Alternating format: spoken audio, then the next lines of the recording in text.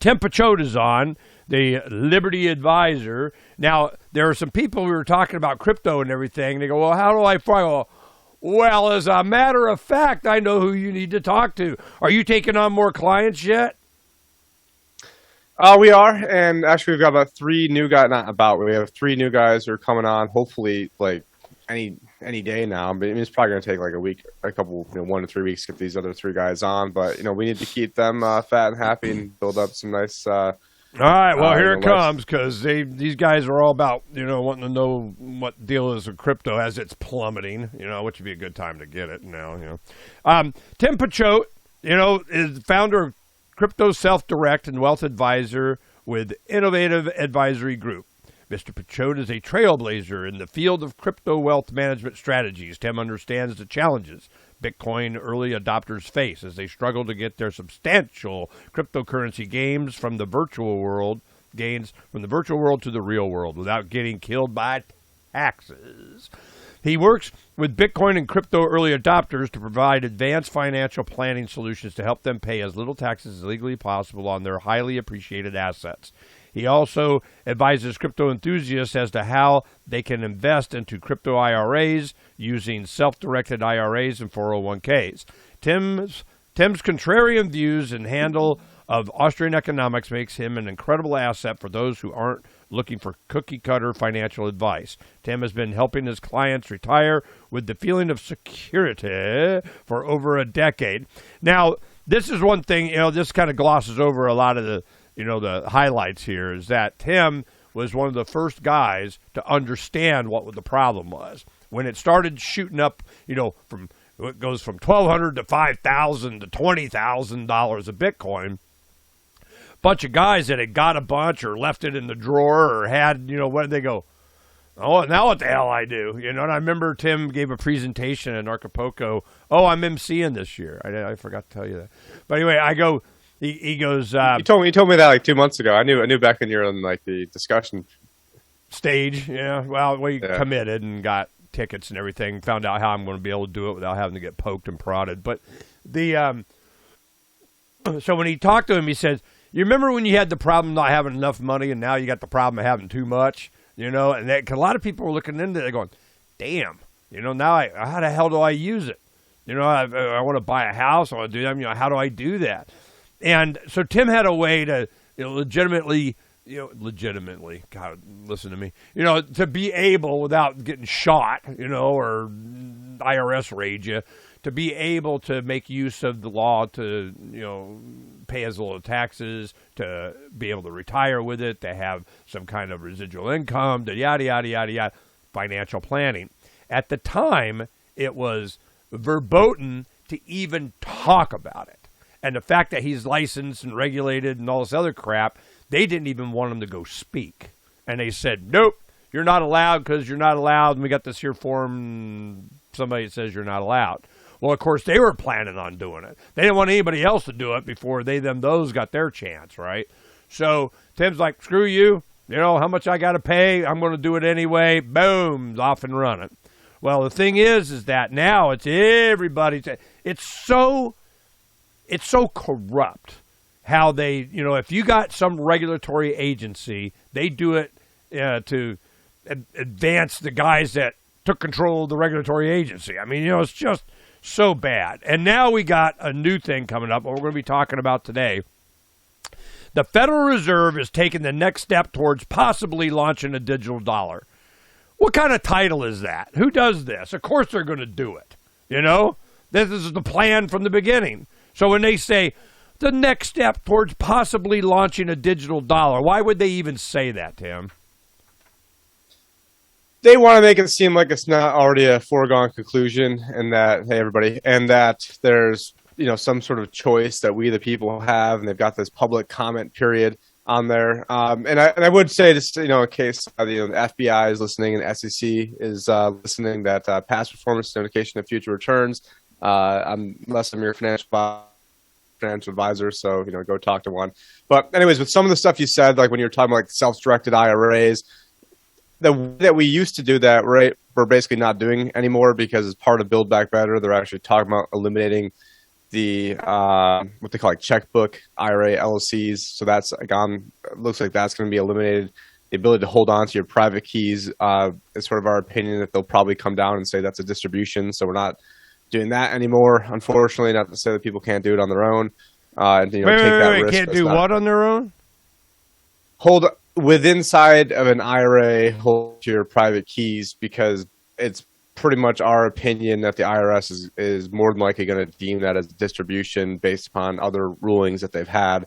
And so, like, for us to take on that risk would just be too much liability. So we do have other ways for them to get into actual crypto and not a derivative of it, or not the stock market version of it, or not the bullshit ETF version of it. That's like a based on futures. And you hit the nail on the head when you said it's some to basically benefit who's ever regulating them. And the top regulator would be the SEC right now, and the top guy at the SEC was the former CFTC, Commodities Future Trading Head, which is the head of futures contracts. And so lo and behold, a futures contract ETF was approved, and not one that actually holds on to Bitcoin. But anyways, that's a whole nother topic. And getting back to your question, yeah, these are all just trial balloons.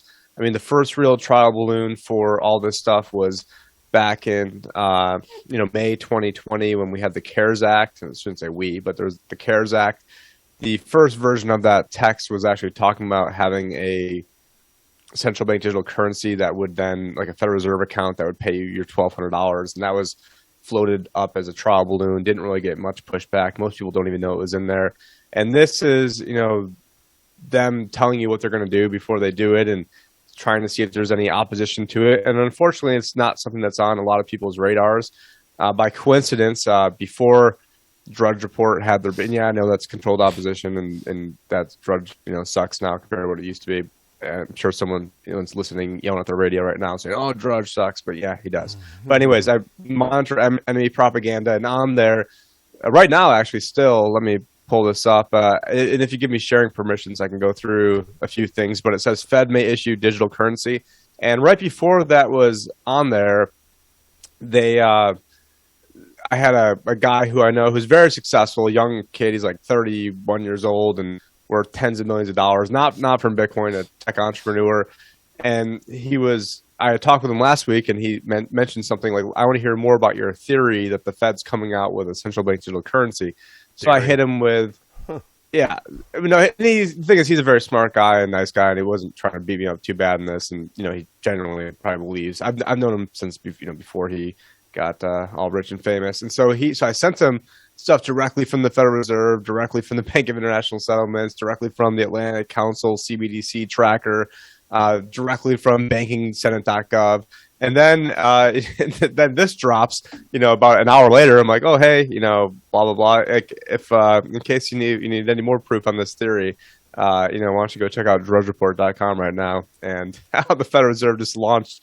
Now, we had known, like John and I and a lot of other people paying attention to this, we had known that this paper was forthcoming, and it wasn't a secret that this. Now, I didn't know. Oh, hell, I knew before Bitcoin. They always wanted to do this. This is the whole thing. Hell, Bitcoin could be for this. It's going to be goldmansucks.gov coin. I guarantee it.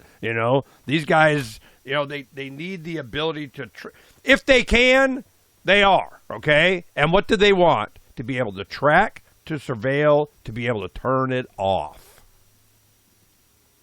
Exactly. And unfortunately, one of the reasons why I didn't get into Bitcoin, super early, or didn't get in like below $1, was because I had just read Creature from Jekyll Island, and basically at that point figured out that I already know that the climate change and global warming is all a scam at that point, but then that helps put in the context of what's going on in terms of how they want to use the carbon tax eventually to help control the population and, tax everything we do and tax our breathing. And yeah, because we're carbon-based life forms that, emit carbon as we speak.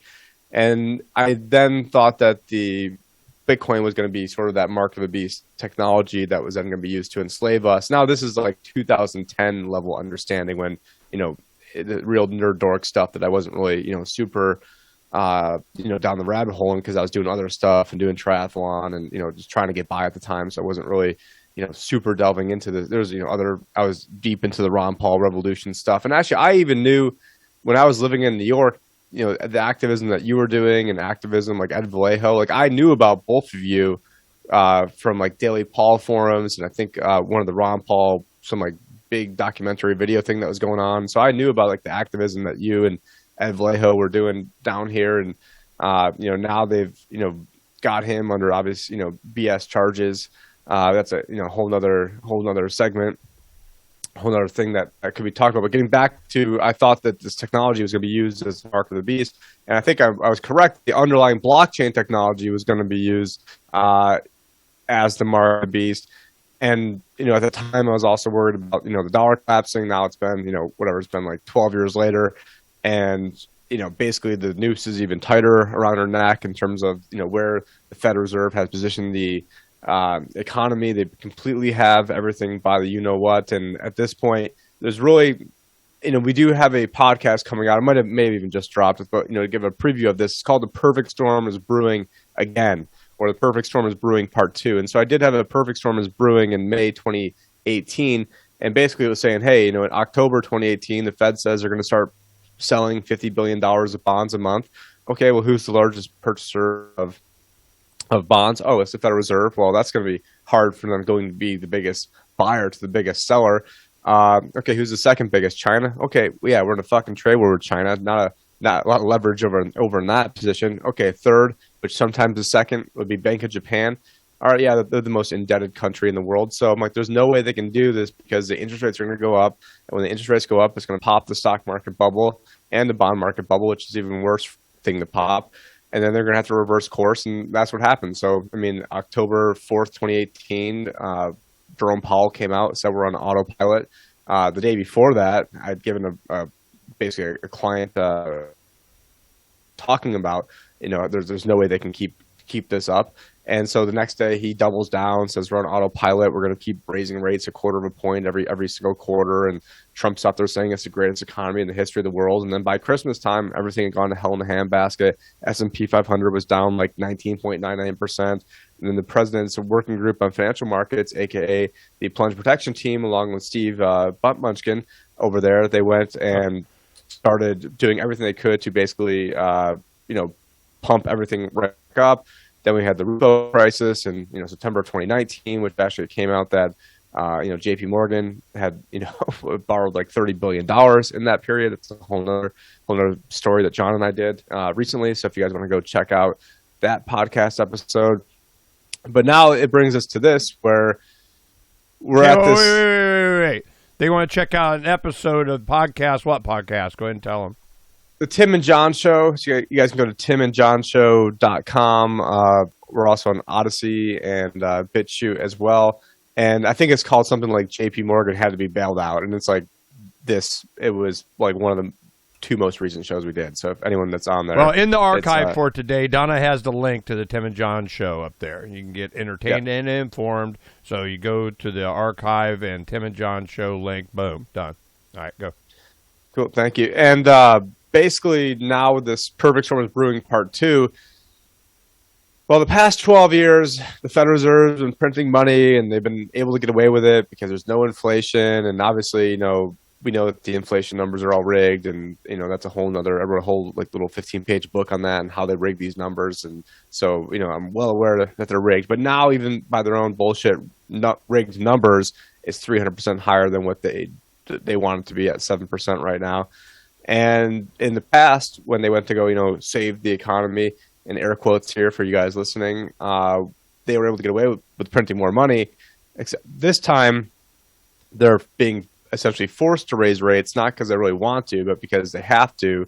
But I mean, what's a couple, 25 basis point rate hikes when, okay, great, we're going to raise the interest rates up to 0.25 or 0.5 when inflation's 7. I mean, if you want to stop inflation, you got to better raise the interest rates up to 7, not just giving all these little 0.25% rate hikes. I mean, that's just, and so right now the market has been going down. I'm not sure actually what it's doing today, but I know Bitcoin's been taking, a beating, and a lot of that has, been predicated on, the Fed was blowing the bubble up, and then now the air is starting to come out of the bubble because they they haven't even stopped printing money yet. So in March, middle of March, of 2022, they're gonna stop printing money.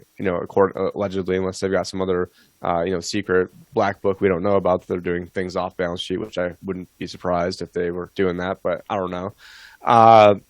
So mid-March, they're going to stop printing money, and they're also probably going to raise rates either by 50 basis points, and then wait. Yeah, you guys always talk geek on this basis point. 0.5%. Okay, a basis point is what? 0.5%. Like 50 basis points would be 0.5%. Okay, so basis point. Each basis point is a tenth of what is hundredth. A hundredth. A hundredth. A hundredth of a percent. Really, yeah, is that? So basically, why is that a basis? Why a hundredth of a percent? It shouldn't. When the last time they ever used hundredth of a percent? It's always, a tenth or a half or a full or something like that. Well, it's always either 0.25 or 0.5. Maybe there was like a 1. Because the thing is, if you say you're raising it by 1%, technically like 1% of 0 would still be 0. So it's I don't know. I didn't make it up. This has been going on for a lot longer than I've been in live. People but usually the Fed does a 0.25, 25 basis point hike, which would be 1/4% rate hike is typical. All right. Well, just so we know what the heck you're talking about. All right. Keep going. Sorry. Yeah. So they being the Fed, they have these dot plots where they go through and they say where they think rates are going to be like this year, next year, the following year, and the longer term. And I believe their last one that just came out in December shows 3 rate hikes this year, 3 rate hikes next year. A lot of big banks think they're actually going to do 4 rate hikes this year. I mean, it still puts you at like 2.25%, like big whoopty fucking do when we've got 7% inflation. I did hear Brandon, Joe Biden talk. I just happened to turn on his little State of the Union. I don't even know what it was. It wasn't State of the Union. It was some sort of address he was giving. And the second I turned it on, I only watched it for like 5 minutes. He was talking about the Federal Reserve just by coincidence.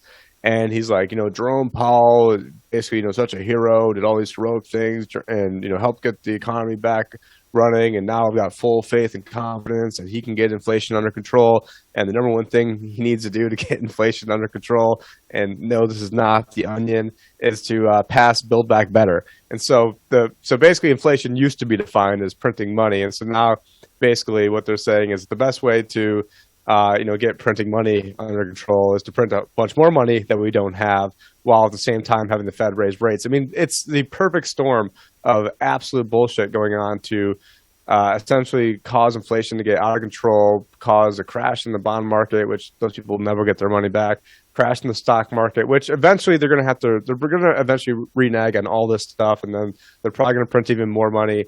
And this time next year, who knows, the stock market in crypto might be dramatically higher because, they'll only maybe pretend they can raise rates and everything for like 3 or 4 months. And then there'll be some sort of black swan or China or whatever CIA trained operatives we've got in Ukraine will, attack Ukraine dressed up as Russians and then blame it on the Russians, or Putin might actually take back Crimea, or there'll be some sort of excuse on that front, or some new variant, or Bill Gates will go release a smallpox outbreak, or they're going to go off the power. There'll be some sort of black swan to basically keep the control on the people, and then also be out a bunch of money when people don't care, because no one cared that the Fed printed all this money back when the whole pandemic was going down at the height of it. I mean, even now, almost nobody cares.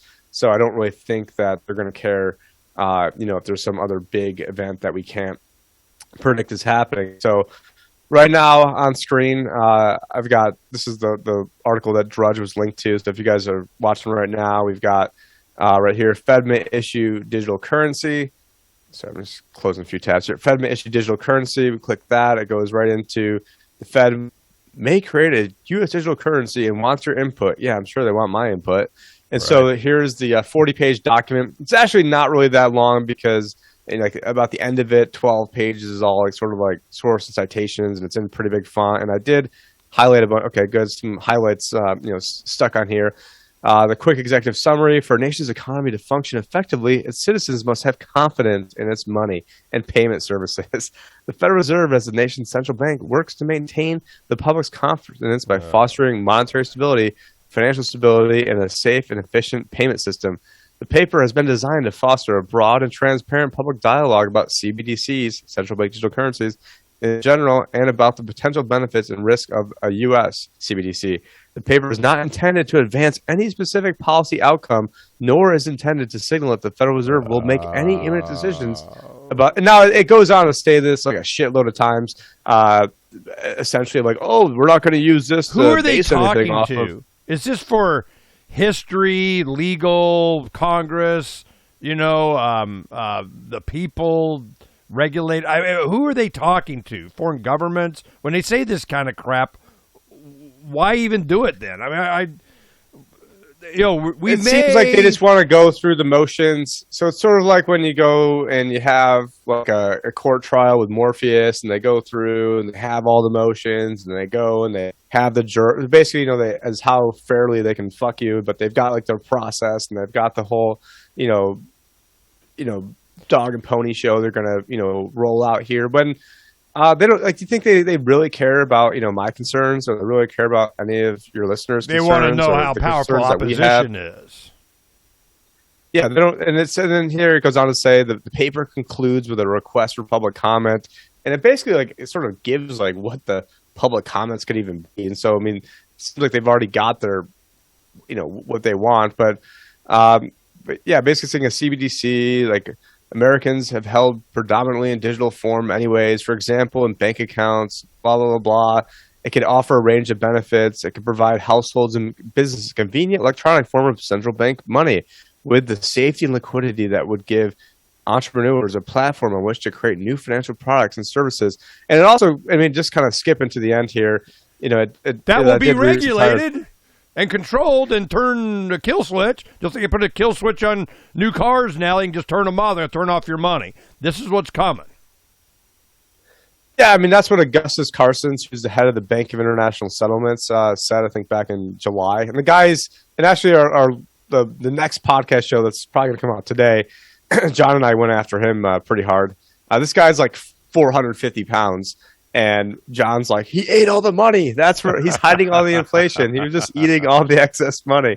The guy looks like Jabba the Hutt. And he said, we want to have the ability to turn. And I think I've played some clips on your show before of him. But he said they want to have the ability to block financial transactions and to shut you off. Yep. And it's saying that, because, central bank money has no credit or liquidity risk, central bank payment systems tend to underpin interbank payments, and basically, it's going to be super safe because there's, no, default risk, and how easy it will be to make cross-border payments, and how hard cross-border payments are. And right now, people need to spend about 5.41% for cross-border payments, and cryptocurrencies, and how there's stable coins, and how stable coins are pegged to the dollar, and they're taken off. And the President's Working Group on Financial Markets, which is, and it says it in here, right here.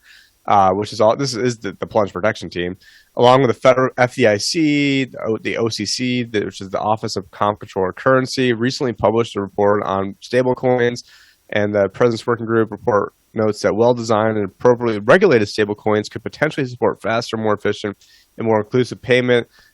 Basically, and to address the risk of stablecoins, the PWG, that's the basic plunge protection team, recommends that Congress act promptly to enact legislation that would ensure payment stablecoins and payment stablecoin arrangements are subject to consistent and comprehensive federal regulatory framework. Skip it to the end. Basically, what this means in layman's terms is they're going to have the big banks be the stablecoin providers, and the stablecoin is going to be the Fed coin, and then they're probably going to ban the other stablecoins unless they're backed one-to-one by the stablecoin. Is my guess. Go ahead and explain stablecoin. So a lot of people probably know about like Tether or USDC or I think like Paxos. There's a lot of these floating around. I've never had one, never been in a stable coin. It's not what interests me. But if someone didn't like let's say somebody wanted to take, from Bitcoin when it was at 69,000, and they thought it was going down because they're Nostradamus and they know more, and they want to put it into cash, or they want to basically it's a coin that's backed by the dollar allegedly. Well, it's supposed to be one stable coin is $1. It's linked, right? Supposed to, but I mean, in the case of Tether, I mean, it definitely isn't, because they don't. It's not one-to-one linked, and they've got a basket of like bonds, financial securities that back it up, and it's not actually dollar bills that back it up. Now, Now that might not be the case with USDC or other ones, but I know with Tether. Well, they got okay. Let me ask some questions here. They go and they say, all right, we got stable coins out there. It's supposed to be 1-to-1. You know, they match the dollar. It's a stable. It's good. It's good as gold. You know, a dollar is supposed to be backed by gold, and it's good as gold. And then they, not so much anymore. So dollars for crap, and now they go a stable coin. It's good as the dollar, you know, and you're going, yay, you know. So it's stable coins are the dollar. You would want to, if you're dealing in dollar amounts, you say, I need $100. Okay, well, here's 100 stable coins or something like that. So it kind of is tracked with it somehow. What is the banking system's faith in these stable coin cryptos that they wouldn't have in other cryptocurrencies that are controlled by people? You know, they're what? They come from where? Who decided that they were stable? Who did that? So, I mean, there is, a company behind. And I'm not endorsing any of these, and I don't own any of these. I'm just, talking high level what these are. And so, like the USDC, I think that's like a group called like Circle, and then Circle, I think, has connections like Goldman Sachs and I think Coinbase as well. I'm not 100% sure on that, but if you guys want to go, look that up. Tether, I think Brock Pierce is one of the bigger players in there, and basically said, hey, listen, we're going to take the money that you guys give us, and then they basically, initially they said they're going to back it one stable coin for $1, and it turns out that's not the case. And so they've got baskets of different like short-term debt. I mean, who knows exactly what they have in there. And basically, if somebody wants to redeem their stable coin, right now it's $1. And so USDC, it shows that's $1 right now on CoinMarketCap. Sometimes it's 99 cents, 98 cents, like $1, $1, $2, around there. But these are people that want it stable relative to the dollar. A lot of your listeners and people like you and me, we don't necessarily want to be stable to the dollar because we realize the dollar is not stable.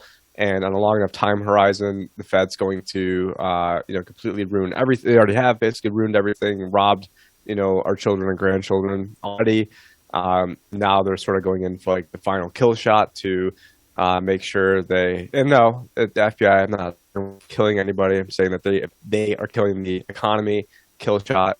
And so and it's funny because they are talking about like if we keep going on in their paper, they talk about how privacy is very important to them, and of course they're going to be super private with this. And here, privacy protection, consumer privacy is critical. Any CBDC would need to strike an appropriate balance between safeguarding the privacy rights of consumers and affording the transparent access for criminal activity. Intermediated here it is right here. The private sector would offer accounts or digital wallets to facilitate the management of CBDC holdings and payments. Potential intermediaries could include commercial banks and regulated non-bank financial service providers, and would operate in an open market for CBDC services. Although commercial banks and non-banks would offer services to individuals to manage their CBDC holdings and payments, the CBDC itself would be a liability of the Federal Reserve. An intermediated model would facilitate the use of the private sector's existing privacy and identity management frameworks, leverage the private sector's ability to innovate, and reduce the prospects for destabilizing disruptions to a well-functioning U.S. financial system. Basically, so the first part I didn't read was the Federal Reserve Act has not authorized direct Federal Reserve accounts for individuals, and such accounts would represent a significant expansion of the Federal Reserve's role in the financial system and economy. And so basically they're saying, how can we cut in the big banks to all this too? Because it's not enough that that we have a CBDC that's completely tracked, traced, surveilled, and controlled by the Federal Reserve, where they can just print a whole bunch of money willy-nilly. But we're also going to find a way that have the big banks make a ton of money off this too. So, don't think that, they wanted to go kill the big banks with this, that they wanted to be able to, cut them into the deal as well. And basically they are going to try to get rid of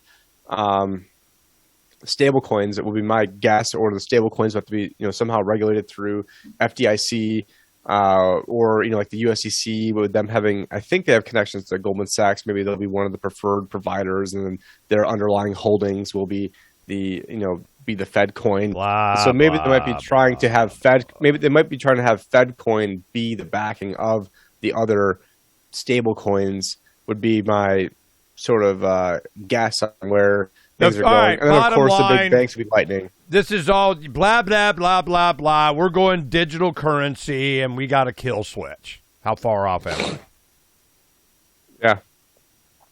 Yeah. This doesn't talk about the kills. Doesn't talk about the kill switch, but obviously, obviously that's part of the plan all along, was to be like, oh, sorry, you did this, or we saw that your phone was next to Ed Vallejo's once, so we're not giving you your universal basic income. We're going to cut you off. And by the way, seize the first thing they do. They RICO, and they take all your bank accounts. They take your money, your ability to defend. You can't.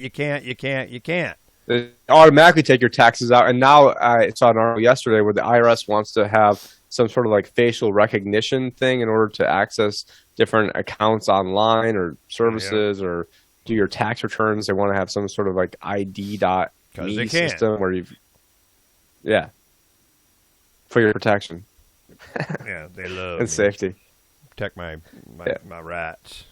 They will protect. Well, I mean, this would be like one of the main things I was bitching about really warning about since the very beginning. I started waking up to this stuff in probably 2009 and 10, and this has been the main thing I've been bitching about in 2021. I mean, you saw at Float Fest when I gave that impassioned impromptu rant at the rant competition that I tied John Bush with.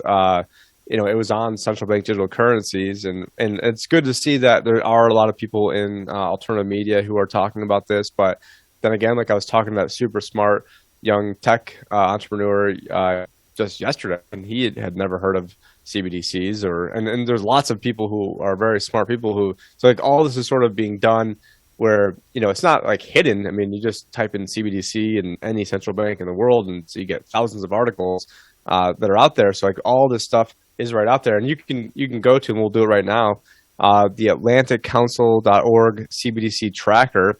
And so you go down, scroll down here, and then you see basically all the countries in the world, and it shows it's got 91 countries, has currency unions tracked. At one point it was 110. And so now, I mean, you see like where like the U.S. is in the research phase. You've got 9 that have already been launched, 14 pilot phases, 16 development phases, 41 research phases. And so, you do see that there have been some that are launched. Like it looks like the Bahamas have launched one. So these are currencies with digital currencies, or countries with digital currencies now. Already, yeah. Damn. The Eastern Caribbean, 7 countries already down there, I guess, have launched these. Grenada, Montserrat, Dominica, St. Lucia, St. Vincent and Grenadines, Antigua, Barbados, St. Kitts and Nevis. Looks like they've already launched one as well. The Bahamas, already mentioned that. And so this is something that's already there. Then you've got, this is from the banking.senate.gov. This is not some conspiracy. And this is the Digital Dollar Project. If you guys go to timandjohnshow.com, we did a whole show on the Digital Dollar Project, Digital Dollar Foundation. That's being run by the company Accenture. And so we've got CBDCs. This is for the Bank of International Settlements, an opportunity for the monetary system. Like literally, this is their 2021 annual report, and a third of it is on this. A third of their fucking report is on, for all of last year, is on CBDCs. So, and then I've got that front of Drudge report. So anyone that thinks this is a conspiracy is just someone that has just not been paying attention, because it's not hidden at all. And, and it's coming. But the thing is, once they do this, they're going to completely have us by the balls. I don't want, and the thing is, when for me, like the reason, why I would talk about having guns or gun ownership is not to have some sort of January 6th bullshit where it's like, oh, we're in charge of all these halls now. We're in charge of the monuments in marble. Yay! Oh. And actually, Adam Kokesh did make this point, because I did listen to some of the stuff he's been on his Telegram channel in regards to Ed. And he made the point of, is like, not only was this not an insurrection, like those guys, and the thing is, Ed wasn't even fighting, so I want to like characterize those guys, but the people who were stupid enough to go in there, like they were literally fighting to keep the exact status quo the same. Like they weren't fighting to like insurrect anything. They were fighting to keep like the current existing government in place, which is like pretty much the opposite of an insurrection. And, you know, I fell off the Trump train, you know, pretty much day one, like, oh, Reince Priebus, like next, like I already know where this is going. And then it officially fell off the Trump train the day he picked Jerome Powell. And then to really just sort of, you know, put the nail in the heart is when he, you know, had all the bullshit, you know, bombings under false pretenses in Syria, the you know, the red line getting crossed and the Assad gas attacks that was obviously, you know, false flag, you know, provoked probably by the CIA funded white helmets. And so as soon as he fell into that game and 3D level, 45D level chess, I mean, you know, and this was very early on. I mean, this was like, you know, by March, I was 2017, I was already, you know, next with Donald Trump. So I certainly wasn't, you know, caring what was going on and knew the thing. Oh, we're going to go. And then now people are like, oh, we need to vote really hard in 2024. Oh, we're going to vote really hard in another rigged election. Like that's going to be like, that's going to be the thing that people need to do. And so eventually, like getting back to like the reason to have guns is eventually the currency is going to lose reserve status. And actually the article, or not, the Federal Reserve's like little paper here, at the very end of it says, actually, you know what? We were on that roll. Let me just read this rather than paraphrase it. But it says, supporting the dollar's international role. And basically, the dollar's international role would also allow the United States to influence standards for the global monetary system. And it's saying that, and I end up paraphrasing it. Basically, it says that this would be something to help the dollar's international role because it would be so technologically advanced and we can't be left behind. And if we want to maintain the world reserve currency, we've got to, you know, keep up with the CBDC. And the thing is, like, when this eventually happens and they get everybody by the balls and eventually other currencies stop using the dollar and everything is digitized, you know, they're going to just, you know, all of a sudden just print, you know, trillions and trillions and trillions more dollars, making our dollars worth less. And then at that point, I think, you know, you'll see, you know, cryptos, in my opinion, and precious metals, I think would go through the roof. And that is really the catalyzing paradigm shifting event. And so, you know, I would expect, you know, financial assets to keep going down as the Federal Reserve is, you know, tightening. I'll say that in air quotes. And while they're raising rates and then eventually they'll have to stop and they'll have to say uncle and that will get reversed and they'll find some new excuse to print money again while there's already inflation. And then we'll probably have some sort of hyperinflationary recession.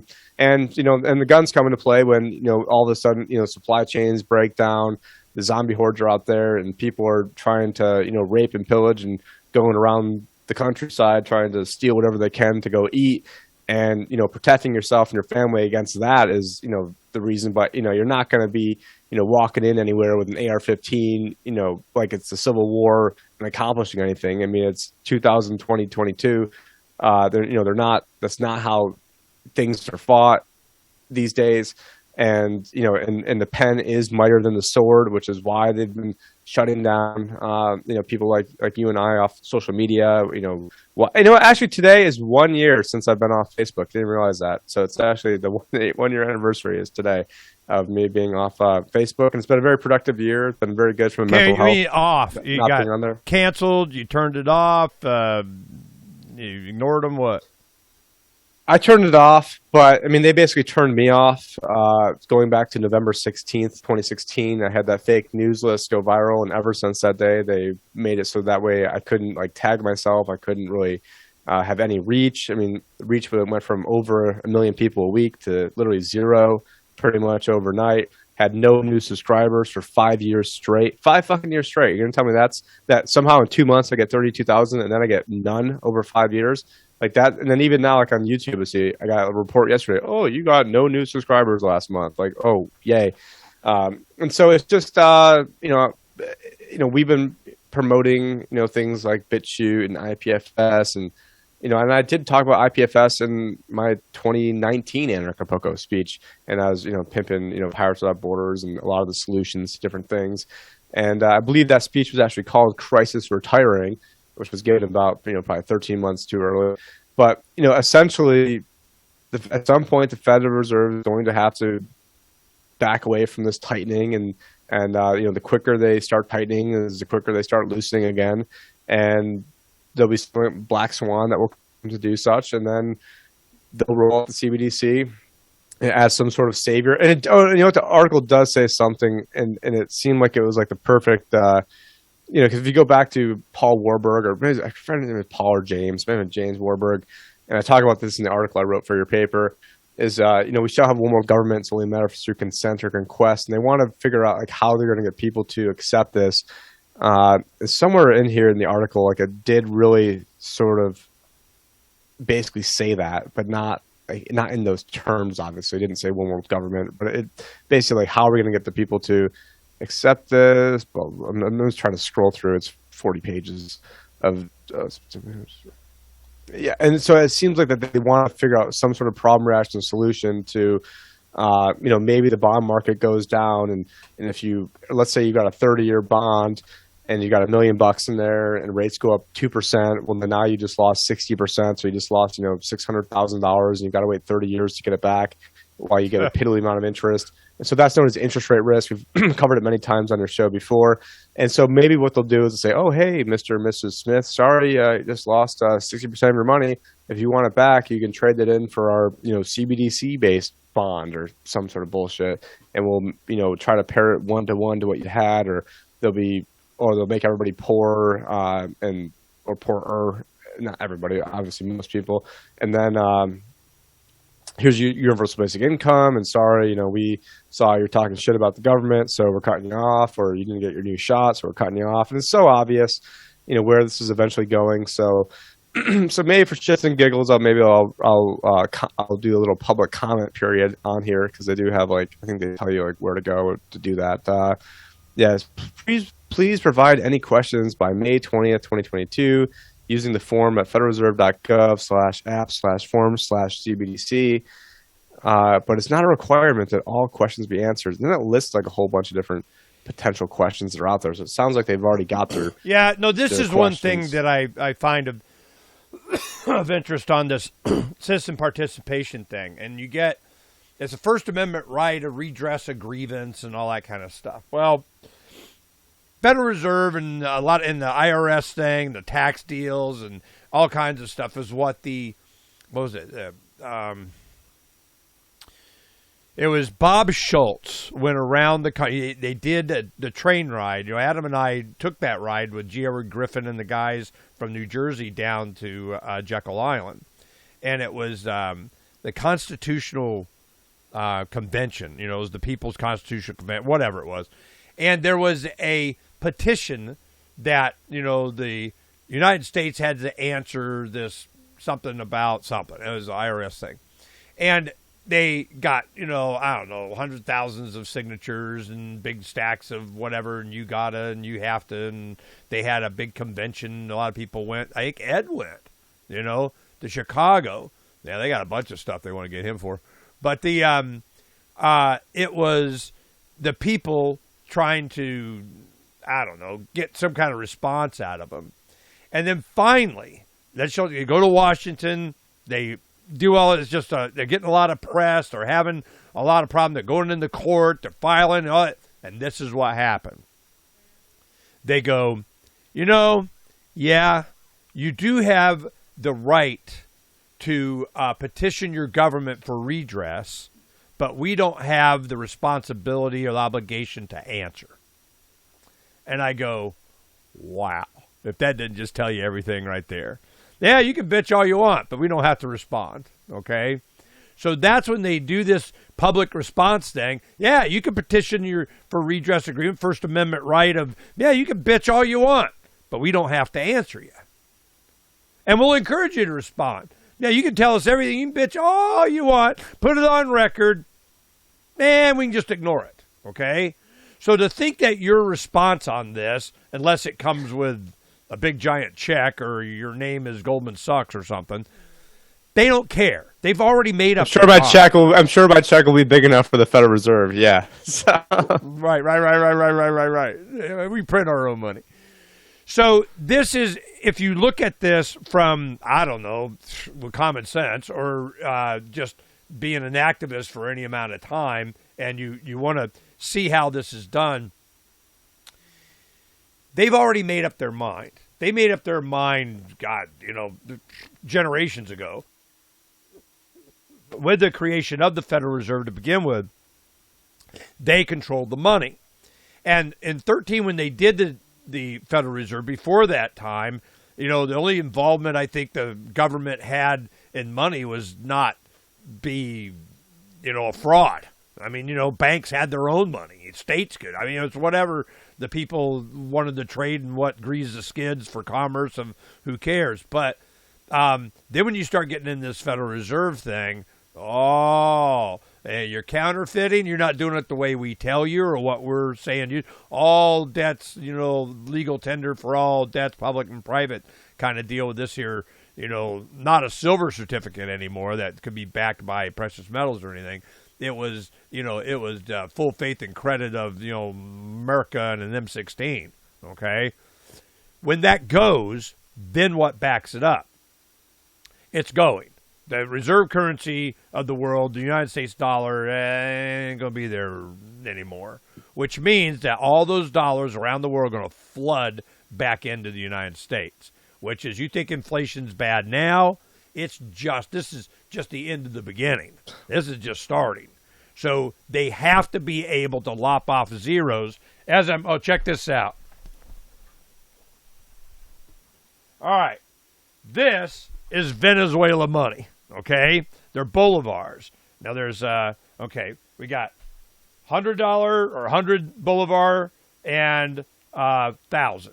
Okay, now I'm going to read what this says. Now this is the hundreds is 20. Each one of these is $23 a piece. Each one of these is $230 a piece in 2012. Okay, keep in mind. 2012 was when Ron Paul was running for the second time for president.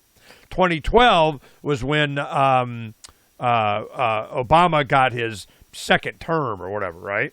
So in the beginning of the second term of the Obama administration, the bolivar, this was $5,000. And to think this isn't going to happen here, you don't understand history. All right. Please remove a bill and look at it. All right, it's Venezuela, whatever, pretty guy's picture on it and everything. Okay, look at the bill. This is real currency, like dollars. In 2012, each bill could have bought 7 gallons of gas. They stole all its value. They do not earn money like you or I do. They add new money to their bank account. They just type it in. They just type in higher amounts with a computer. They steal your grandparents' savings. They steal your earnings by reducing what you can buy. Who are they? How can they do this? They are central banks. In the U.S., they are the Federal Reserve. The new money they makes everything you want cost more. This steals your earnings. 2, buys bonds, reducing interest rates. This steals your savings. Great books on how this theft takes place. Easy reading, Ron Paul and the Fed. Heavier read, Murray Rothbard, The Mystery of Banking. So this was like a crap load of real money. And I was at the economic discussion group, and Randy Paulson's son, Brian, had a suitcase full of these. Okay. Now, he had given, Donna was out there, and saw her a couple weeks ago and give her one of the hundreds and the $1,000 thing. When I interviewed one of the girls in the Arizona project, the exchange students, was from Venezuela, and she's just old enough to remember when this happened. And Venezuela went down the tubes, and it was because of this. It's always a money thing. They get the socialist end, or people, we'll just print more money for us and our buddies. Well, the entire country and economy will go. Well, these sociopaths and psychopaths don't care. They're going, yeah, but I got mine. So this is, and you let us, dummy. Well, this is what digital currencies, they're no longer having to lop off zeros, okay? It's because this is, a $1 trillion bill. It's a Zimbabwe kind of crap. Well, what they do, and finally they just print it on one side. I mean, waste of ink on the other side. I mean, it's just so bad, but what happens when it goes digital? They just push a button. This is why, and then, if you're bitching about it, they push a button and turn off your access. And then in El Salvador, I had Max Kaiser sitting right there, okay? He was sitting right there, you know, and where we're at now out here, Dr. Cole's place out in Quartzsite, he was at that meeting at the pizza place that night after I interviewed him. I was, you know, kindly disinvited. You know, I'm not a Bitcoin maximalist. I'm not allowed, right? You know, kind of thing. Well, and I had, right after him, I had Tone Vase on, and they're all Bitcoin maximalists. And, you know, I'm having all the same questions that everybody else has for these guys. You know, Bitcoin's going to be separate, different. Cryptocurrency is going to morph into GoldmanSachs.gov coin. Sure as hell want it to. Are they going to just take code and be digital currency, the U.S. dollar over here? Are they going to incorporate one of the other currencies? Of course, Bitcoin wants to be that one. So which one of the digital currencies is going to be legal tender? And are all of them going to be declared counterfeit? They just did it in Russia. Okay? So tell me about Russia's thing. One of the reasons why crypto is taking a dump here is because some countries are going, man, get that crap out of my face. Why? What was Russia's deal on that, Tim? I mean, I want to say I'm like an expert on what's going on with the Russians. Their central bank probably didn't like the fact that it competes with, you know, if you have a central bank that can just print money willy-nilly, and you've got a, you know, it's sort of like if we were to compare Bitcoin to, you know, the dollar or the Russian ruble. I mean, essentially with the Russian ruble and with the U.S. dollar, you're able to just print unlimited amounts of money. There's no supply constraints at all, you know, versus Bitcoin where there's, you know, 21 million and I don't know, like about 18 of them have already been out there, like 3 or 4 have already been lost. And so, you know, there's only a very finite amount that can ever be mined and brought into existence, whereas, you know, they can, you know, double the money supply in 1 millisecond just by pressing a button. And so if they can, they are, and they will. And obviously they've done a lot in the past, and they're probably going to keep doing it more in the future. I'm just reading right now, it seems like Crypto.com pauses withdrawals. So I don't know if there's some sort of hack or something going on right now. Whoa, what? Pauses withdrawals? It's your money, you just can't have it now? That would probably make it sound like there's some sort of like hacking or something going on there. I don't know. I was just reading the headline right now. Suspicious. So there's suspicious activity. Actually, this is from a few days ago. Yeah, I think there was about like $14-15 million. This is an old headline up there, but yeah, I think this was like $14,000 or $15,000 worth of Ethereum. So I mean, they lost 4.28 Ether by some sort of hack, which I guess in the grand scheme of things isn't huge, obviously. But let's see. Actually, sounds like. Oh wait, this might be 4.5 thousand Ethers. Okay, which would be $15 million at the time. Okay, well that's something, but not. You know. Anyways, it's just one extra thing that's on there, and you know, if you've got other people holding on to your keys, then I guess you know it's something that you might expect could happen. But well, bank robbers now aren't going to be, you know, like. You know, the Dark Knight and the Joker going into banks and taking whatever. They're just, you know, getting some kid in the Philippines to do it with a keyboard, you know. And I'm wondering how you'd think it would be difficult, you know, but they keep having all these security problems all the time. And I still want to go back to this stable coin concept. And I remember when, you know, Ripple was a big deal. And it was because it was going up, and all it was a encrypted digital currency that was between banks for them to be able to send, you know, value without. It's like wiring money, and it was just a representative of that. It was just like a, you know, the tally sheet. It wasn't even really supposed to be traded. You know, I don't know that it was just a cheap way, secure way, and fast way of using cryptocurrencies assets to be able to transfer dollars or money between banks. They were doing it. Well, it was used so much that it became, I don't know, the buzz, and you could buy it, and you know, a lot of people made a buzz. They didn't really understand what was going on. Banker's coin. Yeah, it was a banker's coin kind of deal. Well, so the central banks, they already have experience in this. They know. You know, they've been using it. They see What they really see is the threat of it. When people start having that's what Bitcoin originally was, and why it got such a lot of attention in the Liberty community. It was the people's money. It was mined by the people.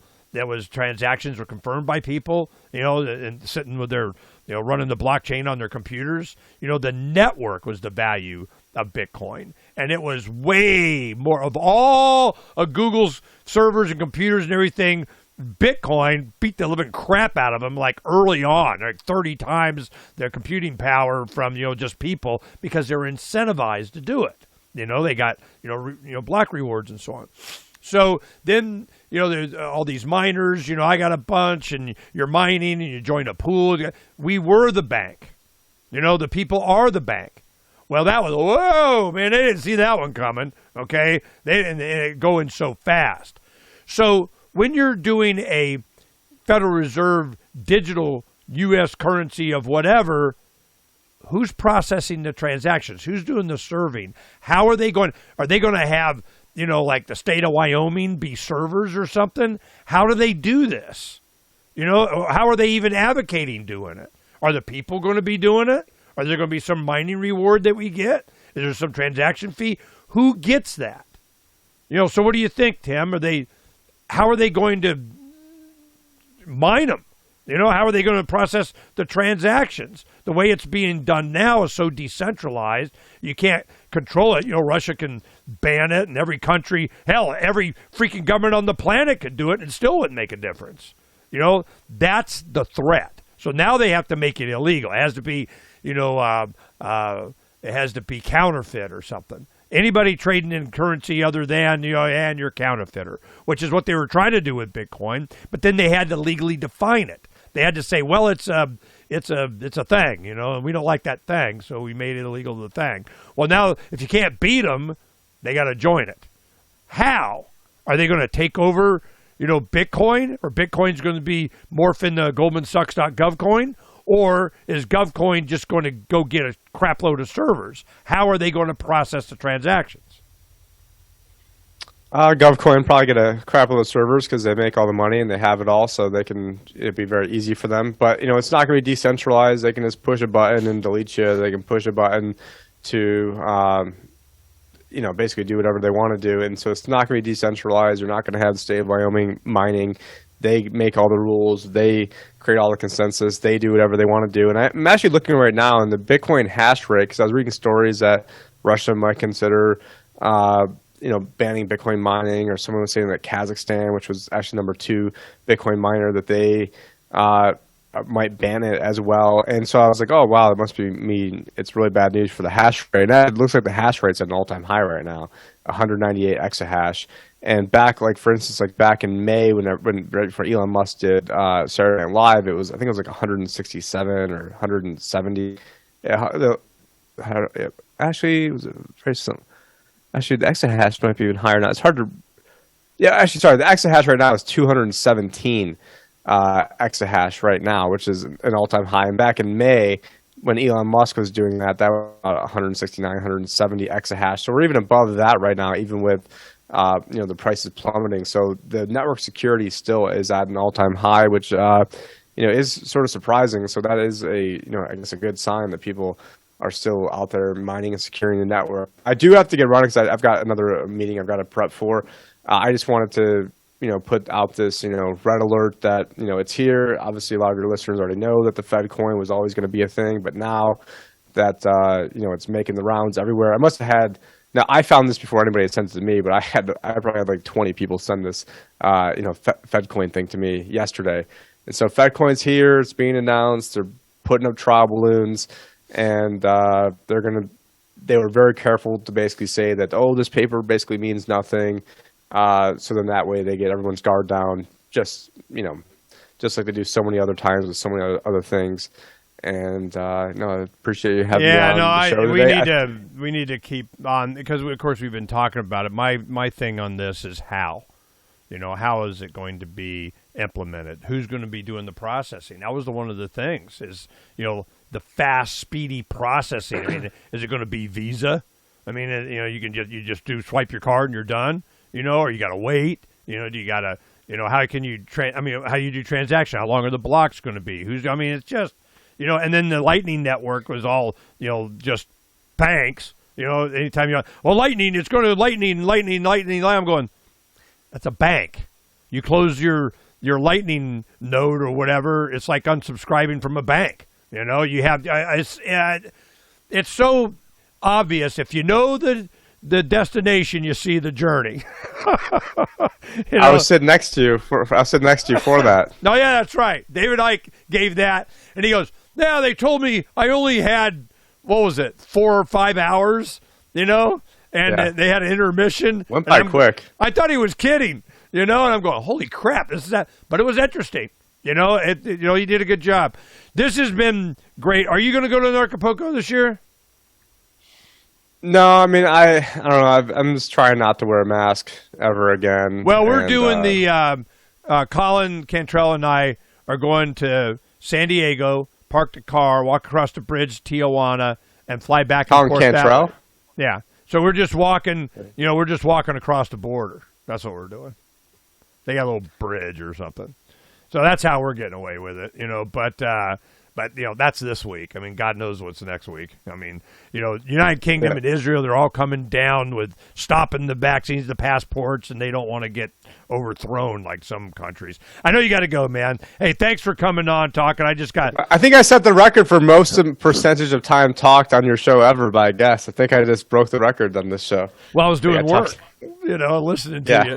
But this is something, the only thing that I'd like you to prep for in the future is I want to know how they're going to process transactions. That's a big thing. What is it going to be? Nodes, people, states? They just got a big giant Google server. We're going to use the Amazon cloud. like they do for everything. So I'm CIA. Yeah, exactly. This is so bad. This is so bad. We have to get off of this. So that's what Corbett and I really push at blackmarketfridays.com. You need to learn how to do alternative transactions and where to buy your heads of lettuce and your hamburger somewhere that takes something else, because this is going to be massive control. And if you're not part of some kind of community or network that can sustain itself without having to worry about somebody flipping a switch, you're in trouble. And all this. It's a food thing, a money thing, and a power thing. They're going to cut the power off. They're going to fuck up the food and supply chains, and then they're going to fuck up the money, and then they're going to just print even more money to try to fix everything, and it's going to compound those problems we just talked about. And but I guess most people won't have to worry about it because they'll be dead from the vaccine. So I guess there's that. Right. They got that going for them. Oh, man, it's on. It's on. It's on. And, and the FBI wants to talk about it. All right. So I'll let you know what's up with that later. Talk to you hopefully later. They're listening to this, and they're like, hopefully we're listening to this, and like they're scratching their heads like, damn. You know what they said? I go, well, if you want to know what Ed and I talk about, just listen to the shows. And they go, we did. And I go, I would have paid money for that, See how many eye rolls they did for that one. I don't know. Right. It's. They were nice, but they always are up front. So that don't mean anything. But we'll see what happens. All right. Thanks, man. Talk to you later, buddy. Thanks, guys. Yeah. Take care.